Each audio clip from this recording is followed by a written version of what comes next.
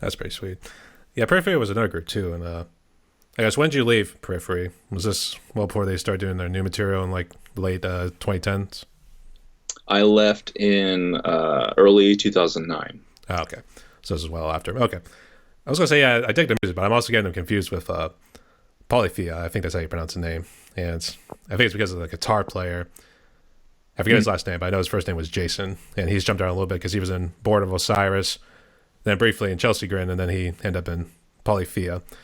So for some reason, I get the two names mixed up, probably because they both start with P. But uh, but then again, Polyphia is mainly just instrumental sort of work too. But Periphery, they were definitely an interesting group, but you really don't know like what's going on like behind the scenes. Kind of like what you were saying, you're having a hard time with any sort of collaboration. So I guess have you noticed that a lot more in like some of the bands you've been with?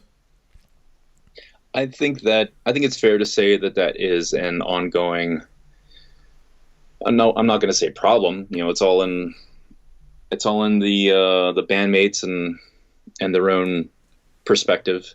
But I think it's something that's becoming more common in general, just because there's so much technology at our disposal, so many resources, and it's really easy for someone to, you know, especially a guitarist, really easy for them to just kind of lock themselves in the room and write a record, and then find some people that want to play it, and maybe everyone has the best interests of the group at, you know, at the forefront of their thoughts, but I think with some people that that yearning for collaboration eventually starts to set in. And that's how it was with me. When I joined Periphery, it was actually kind of refreshing at first because the music was so different from anything that I had played before, and it was so challenging.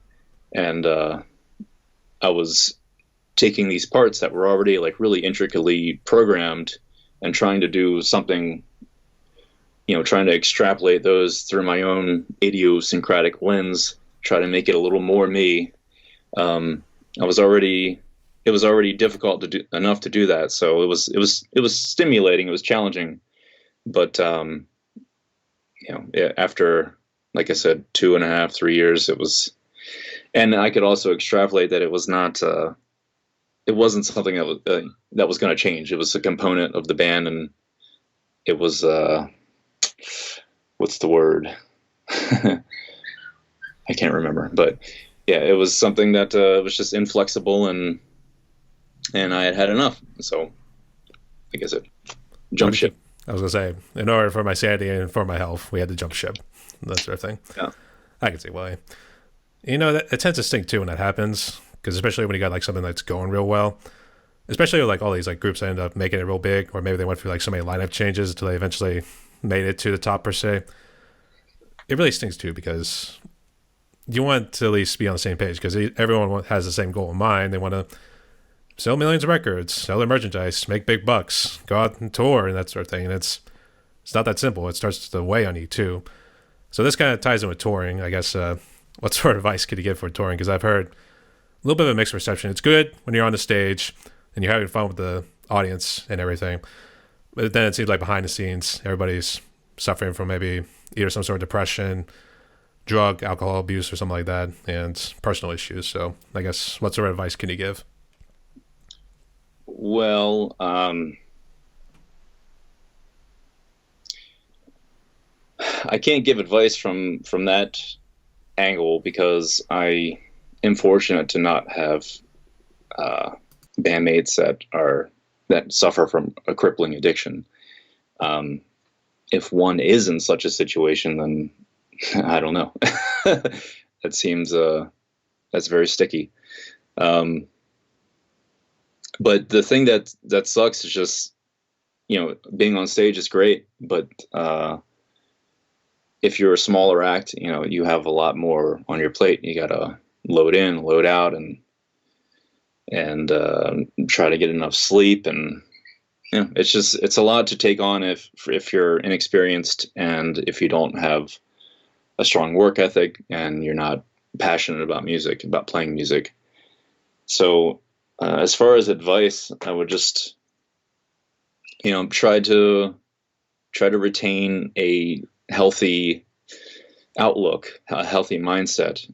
Try to do all those cliche things that everyone says: drink a lot of water and try to exercise, and just try to make the most of your time prior to hitting the stage. You know, maybe you like, I don't know. For me, for instance, I always try to get in a workout either before or after we play. Um, if I have some other sort of pressing task, like if someone's contracted me for session work, maybe I'll spend some time writing drum parts for that or working on my own solo material. But I try to find some time, some nook of time to exercise and be creative, and then still give deference to the rest of the flow of the day, you know, warming up and setting up and sound checking and all of that. And stick to your guns, that sort of thing. Maybe something along that line. So, you know what? I completely forgot about this question too, but are you endorsed by the brand of your sticks too? I guess what brand are your sticks? I am endorsed by Vic Firth, and I use the SRH2 hammer model. SRH2 hammer model. I was gonna say that's definitely news to me because I don't know if they. I think for my sticks it was always just says strictly Vic Firth on it, and then it would just say either 5A or 5B. But I guess they gotta at least branch out, do like other sort of models too. I guess, did you always stick with Vic Firth, or did you kind of jump around with various brands before settling on Vic Firth? Well, this stick in particular is it's a weighted marching stick, so it's quite big and quite heavy.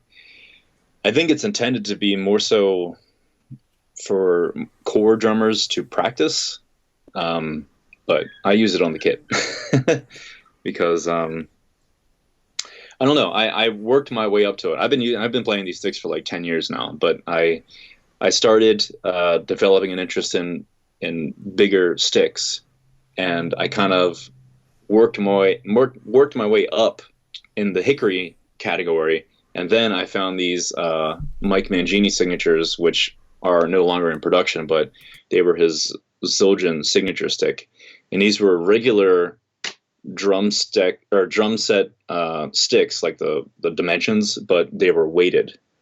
They actually are made of the same material and undergo the same lamination process as the ones that I presently use, the hammers. But these were smaller sticks, and then I used those for, I don't know, like, I want to say like 4 or 5 years.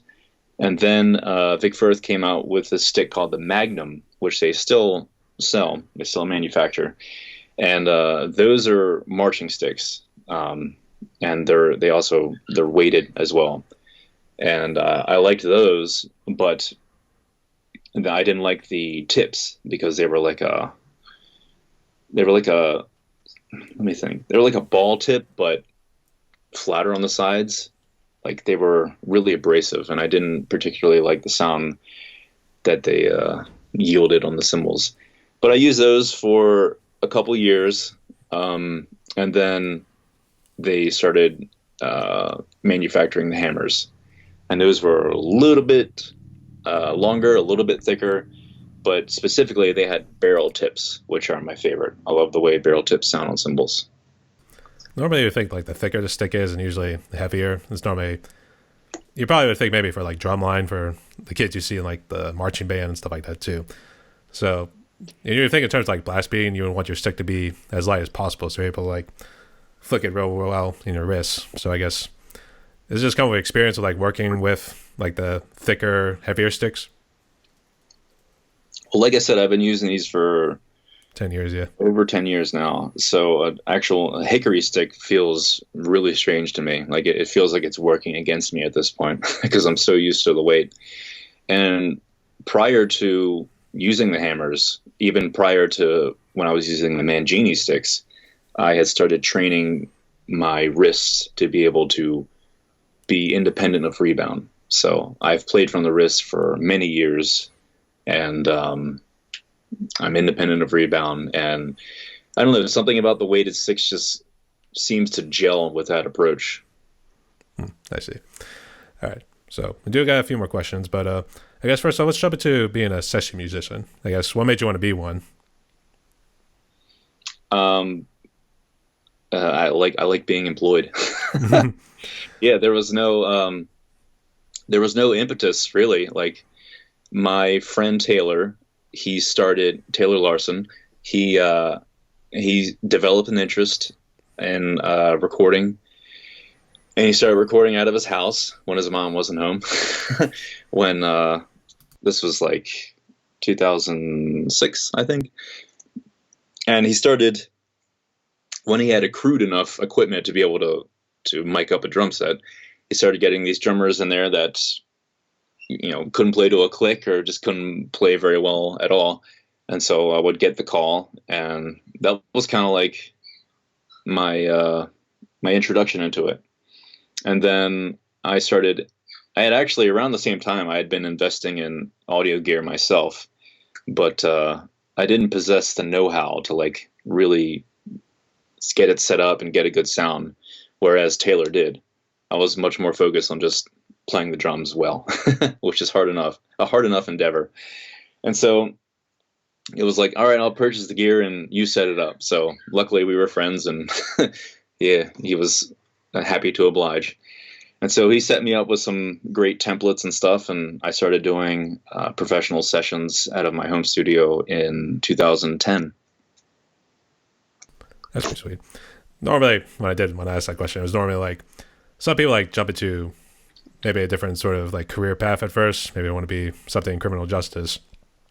Then something comes along, and then it's like that's like an epiphany moment, and then you then switch it to now be like a session musician. So that was what I meant before. So of course everybody wants to be employed and make a good amount of living out of it too. So I can see why. But I guess what sort of advice could you give for anyone who wants to be a session musician, or I guess even for people who are currently and probably are struggling? Well, I think the only thing that I could offer is from my own viewpoint, my own experience, and that is try to. There's so many people out there that are it seems like there's a lot of people that are developing a genuine interest in this, and so I would befriend an engineer and maybe work for free or work for very little money just to try to get some experience, and then the more experience you accrue, maybe you can find some way to film yourself or just get the information out there, dispense it somehow that, this is me playing, and I'm sure you can get some more work eventually. And maybe you'll have a stroke of luck in the interim and you'll play on some record or some single or something that'll really take off. But yeah, I think that's my big takeaway is just become friends with an engineer, because it's such a large investment or expenditure to do this on your own. I like I said, I started investing in audio gear in like I think 2007. It was like my first big foray into it. So, and my studio sounds really dynamite now, but that's over a long arc of years. Yeah, I can relate too, because especially nowadays, like trying to get an interface, any sort of speakers. I actually got my PreSonus down here, but it's basically an arm and a leg just to kind of get any sort of gear these days. I think even like the cheapest stuff you can go for is, I think cheapest is maybe like $200, maybe if that's like used or anything like that. Mm. So yeah, getting any sort of equipment is a little bit tough too.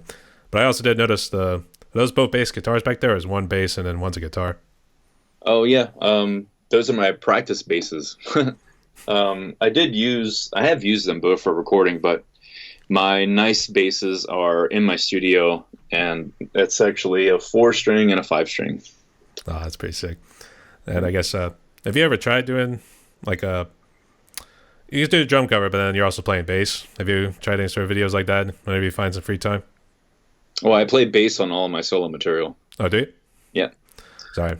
I think the video I was seeing was just more strictly drums, if anything, but yeah, I don't really do any like session bass. I've done like a couple things for friends, but yeah, I just offer session drums. But on my solo material, I started off hiring people like other session musicians, session basses, but over the years I've tried to do more of the things myself if I'm at all competent at it.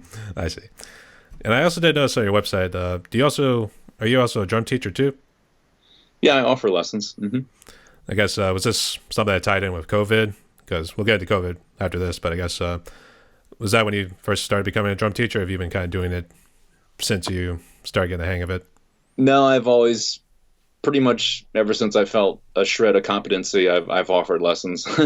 I I taught out of my studio for a number of years. Taught at a independently owned music store for a couple of years, and I've taught on tour. And now I just, whoever wants to make the trek to Delaware and get a lesson can do so. But yeah, it's pretty much just, or if someone shows interest taking a lesson on tour, I'll do that. But I don't really advertise for it, just because I don't know. I don't want to. I think I can teach well enough, but yeah, I don't know. Something about it irks me, like putting myself out as a drum teacher or an educator. I see. Actually, I did forget to ask. Where are you hailing from in Delaware? You close to Wilmington? No, I'm that's northern Delaware. I'm in southern Delaware. Ah, okay. I'm here, Ocean City, Maryland. Oh, you're close to that. Hmm. Oh man, I remember going to Ocean City a lot when I was a kid. It was always a fun place to go. But I did mention about COVID, and we'll jump into that right now. I guess. How bad did COVID impact you when it came out in 2020? It's kind of wild. We had done a European tour in January of 2020. We flew back on February 1st, I believe. And at that point, it was just like murmurs of this thing that was developing. And yeah, little did we know we were like on the edge of a new world. And so within like a month and a half of getting home, it was like things are starting to shut down, things are starting to be canceled. And so obviously, touring was off the table for a while. And as far as personally, my family is fortunate to not have suffered a great impact. I've gotten it one time. It's when we tried to tour in 2021, stupidly, when it was the winter time and just starting to, I think it was Omicron or whatever, Omicron. It was just making waves. So we all got it. But other than that, fortunate to not have suffered too greatly. That's good to hear. I would say, yeah, I had a brush with it recently, and it still bugs me a little bit too because I think it still lingers somewhat. But at least it's not just mainly coughing, kind of stuffy nose, but I think it's also stepping outside a little bit too that seems to like reignite it. Hmm. And I was going to ask earlier because I thought maybe the reason why you had that little delay in Australia was Australia pretty still strict on their COVID policies, or did that not have anything to do with it? We were fine once we got there, but it was actually a new procedure that was implemented because of COVID that delayed our arrival. We had to fill out this thing called an ETA, I think, Electronic Travel Authority, something like that. And yeah, one of our members answered yes when they should have answered no, and we'll leave it at that. Oh no. It's like, here come all the guys in hazmat suits just going to drag them away into the separate room right here. so I can see. Yeah, all right, the result of that delayed us for like a day and a half, and until it was cleared up, and then we were given the go. Hmm. But yeah, like I said, once we got there, there wasn't any sort of no further security measures or procedures or anything that we had to adhere to. We didn't have to wear a mask or anything. So I was going to say, everybody just stare and give the death stare at the guy who answered yes to that question for slowing us down. So right. I don't have any tattoos, but my bandmates have many, and they frequently do band tattoos at some point on tours where there was a general theme. And the theme of this tour was to check no.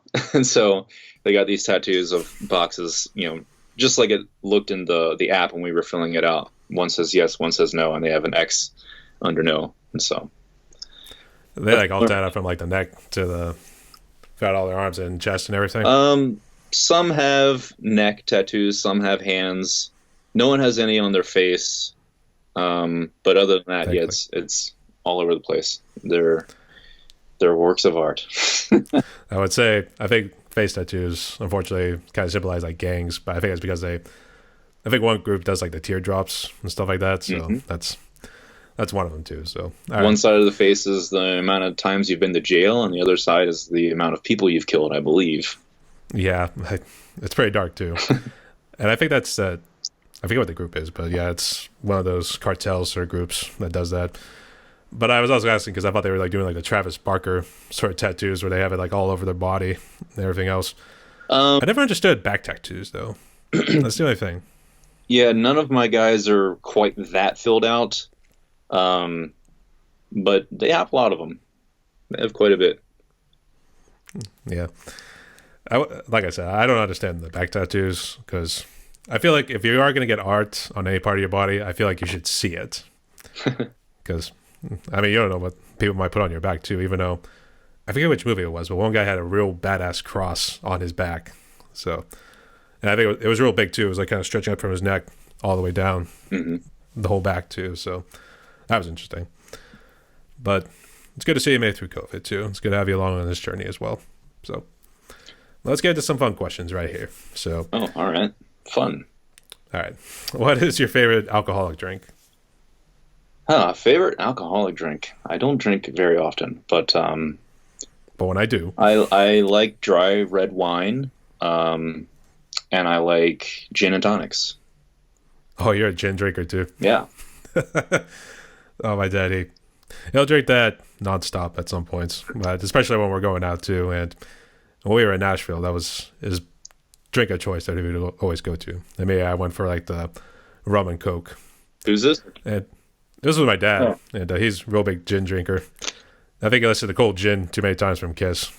So, and speaking of which, was your dad really big into like the classic rock, and did that kind of influence you in some way before you heard Metallica? Yeah, actually, my dad listened to. He's a music lover. He liked Led Zeppelin. He liked Rush. He liked everything. The Police. All that classic rock. And he liked newer stuff too. That's actually how I. No, actually, well, he liked Metallica. I can't remember. It was so long ago. I can't remember if I saw them on MTV or if I heard my dad playing. And I want to say I think I saw the video for Enter Sandman on MTV first, and then my dad got the record, and I loved the Black Album. But yeah, he loved all that kind of stuff. My dad, he likes more of the '60s and '70s, and he at least knows like some of the '80s, like Judas Priest, Iron Maiden. Mhm. It's all that he likes Metallica out of all the groups because you know about the big four with Megadeth, Slayer, and Anthrax mixed into that. Mhm. Even though he's like heard about him, he never really got into like the '80s. And then he'll listen to some groups out of the '90s and stuff, but he never really got into like the metal, anything like that. The real heavier metal, I should say. Mhm. It's like he just drew the line of Metallica, and then that was pretty much it. He does like a little bit of Dream Theater here and there, but I don't know if he listens to it nonstop or like has like all their albums per se. So that's just my dad. But Gotcha. and favorite non-alcoholic drink. Well, water. What, But I no guess Coke? if that's too boring of an answer, it would be black coffee. Fair enough. You get the Starbucks, or is this like your own little brand you get? No, I buy beans and grind them at home. That's a trooper right there. Good job, mate. All right, Starbucks is too expensive. that too, especially now with inflation. So, Yeah. uh, so this one kind of ties into like well, these next two they kind of jump into drum covers a little bit. So, was there ever a song that was too tough for you to play, and did you either give up or did you come back after a while to finish it? Okay, I've never abandoned anything. All right, that's good. There are two songs that I can point to, both by the same artist.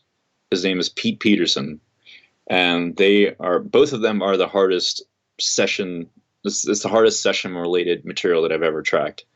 One song is called Bugs with a Z, and then the other song is called Eigenvalue, which is some sort of engineering or mathematical term. They're both on my channel. You can see them. you can listen, you can see the insanity. And as far as man, I can't pick a solo thing. I've really challenged the hell out of myself at times, and it's hard to pick one. But as far as like cover related things, most of the covers that I have picked over the years have kicked my ass. The Mike Keneally one is very difficult. That was like a week and a half, 2 weeks of solid rehearsing. I did one of a Miles Davis song called Dr. Jackal. It's the first song on Milestones. That was excruciatingly difficult. And I did, it's kind of weird. I did a programming gig, a drum programming gig for a technical death metal band from Kiev, Ukraine. They're called Blame. And I all the stuff that I program is obviously physically, it's possible, but given my facility, like it would take a lot of work for me to be able to do it. There's one song in particular that I decided to cover, which I can't. Can you cover your own drum part? I don't know. But I decided to do that because I just felt like it was a cop out, like to write all these thoroughly insane parts and not know if I can actually do this. I mean, I know it's physically possible, but can I do it? And so, yeah, there's a song on my channel. It's called 3, the Roman numerals 3. It's by Blame. They're the session parts that I wrote, for the drum programming gig. But I tracked them, and then I later got stems of the guitars and the bass, and I did a mix of the whole thing. And so that took almost an equal amount of work as I would say equal amount of work as the Miles Davis cover that I did. So yeah, there's like 5 that I just listed. Go watch me torture myself. Yeah, I like to be brutalized. It helps my spirit. But do you still stay in touch with that group, Blame? Blame? Yeah. There's only 2 members. There's the guitarist, and he's like the principal songwriter. He writes all the music, and then, well, I don't really know. The vocalist might contribute in that regard, that's the guy that I was conferring with. His name is Valerie, and then there was the vocalist as well. So it's just a 2-member project. I just didn't know because I don't really, I haven't really talked. Well, I mean, the war broke out literally the day after I posted the cover. It was very strange. And he's still alive. I think he migrated to Poland. And his family is all right. And the vocalist is all right as well. I don't know if he's still in Kiev or if he left the country as well, but they're okay, fortunately. That's good to hear. Yeah, I was getting ready to ask that. I didn't know if you were going to like reach out to him and say like, hey, are you guys all right with this whole war thing going around? As soon as it happened, I was like, dude, what the hell is going on? Like I sent him a message on Instagram. It's like, please keep me informed what's going on, because this sounds very scary. Yeah, I can understand why. So let's hope everyone stays safe too out there, especially to all Ukrainians too. And have you like also interacted with any other groups out of Ukraine, or are they just the only ones so far? I had a few other friends in Kiev, actually, when that happened. And, I think they've all, I know for sure all but one have left. I'm not sure about the other one. He was just kind of a mutual acquaintance, but that's the only musical endeavor that I'm associated with. Blame. All right. That sounds good. And let's keep on rocking, Ukraine. Keep on going. So keep on going. Keep working on a rebuild, no matter what. Absolutely. And I did kind of get away from this too, but the 5 drum covers you did list, which one would you say you loved the most? I don't know. Like I mentioned earlier, I pick all of them because the material had some sort of impact on my musical evolution, my maturity, my taste. And so, I don't, like I've also said, I don't, other than the risk of it being copyright struck or whatever it's called, taken down, I still wouldn't do a lot of covers just because it's not a pursuit that is of interest to me. And the ones that I have done, there's a reason for every single one. So that kind of precludes me from singling one out, unfortunately. You know, I hate it too when they block it for any specific reason. Because the one I actually did recently, it was the first time one of my drum covers had gotten blocked. It was a Incantation. I'm assuming you know the group. I have not heard of them, actually.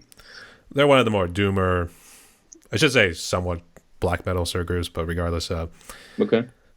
check out the album "Mortal Throne of Nazarene," and that song. It was from that album. It was the abolishment of Immaculate Serenity, and it felt like a proud achievement for me because it's an 8 minute kind of song, and since it is pretty difficult in its own right because it changes tempos and everything from like slow to fast here and there, it unfortunately got blocked. So, and this was something I also talked with some of my other friends too. It's like, why would you want to block this sort of thing? It's okay if you put a copyright strike on it because all the money is just going right to the artist anyway. So, Yeah. I don't know. It's strange. So, Yeah, I have no issues with it being demonetized or if the money goes to the artist or the label or whatever. The more the merrier. But yeah, I wish there was a way that you could know with certainty if it was going to be removed. There used to be like a database that you could search that would tell you, but they've since removed that. So there's just a big gray area now. lovely.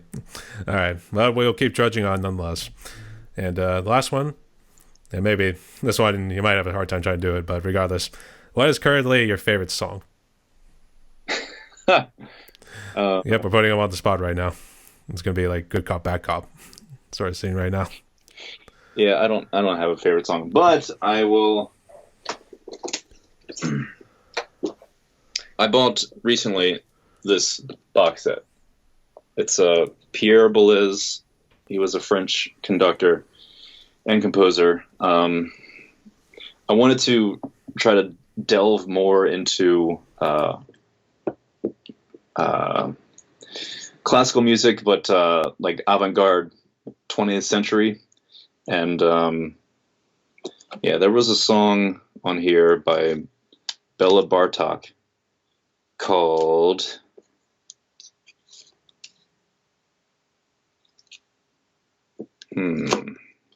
It's got to dig for it now. not listed on the CD. I can find it though.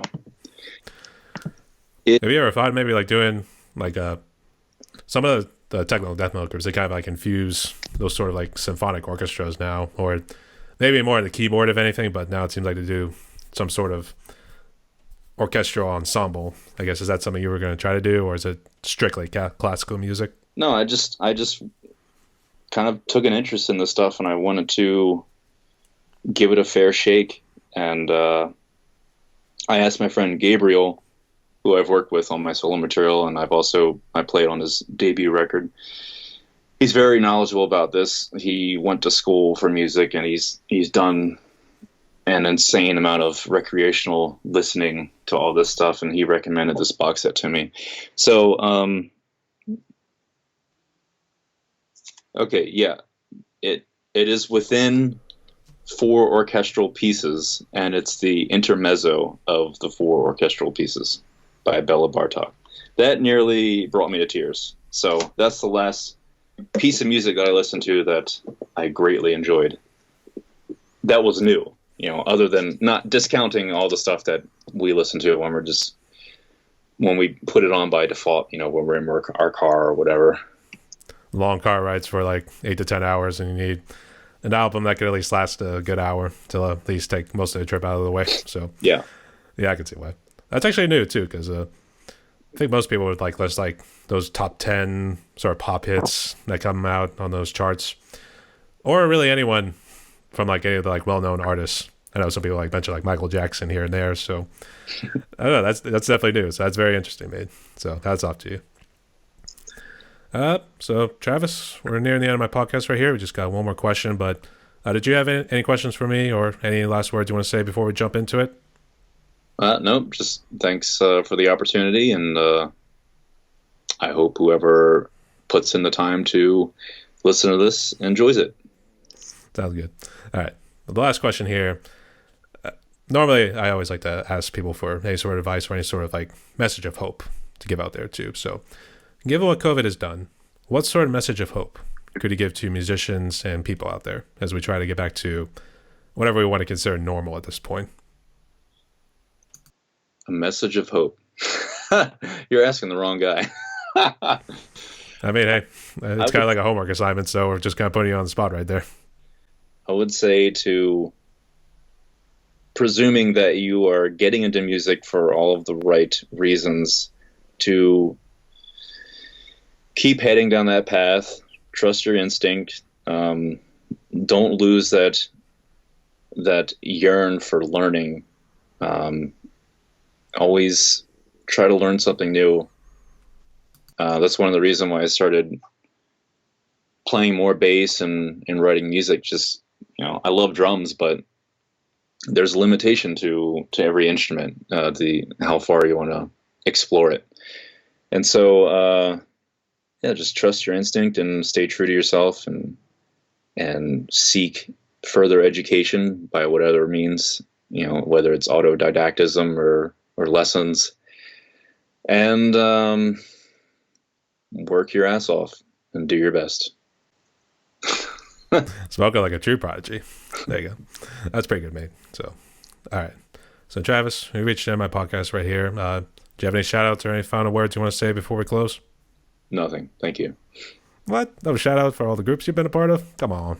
All right. All the subscribers too. All right. I have. I can plug. You can also give a shout. Come on, at least give a shout to the Ukraine. All you guys out there, especially metal artists and at least the two you were more interacting with. So at least for Blame. So. Okay, shout out to Blame, Valerie, and the vocalist whose name I cannot recall. Shout out.